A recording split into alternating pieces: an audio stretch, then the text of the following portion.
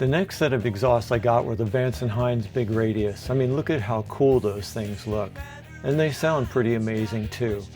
Unfortunately, they didn't produce as much torque as the Thunderheaders did, and I guess by design. They actually made the throttle feel a little squishy, I guess, for lack of a better way to put it. But they definitely look cool. They have a lot of attitude. And again, like I said, they sound pretty amazing. Check them out.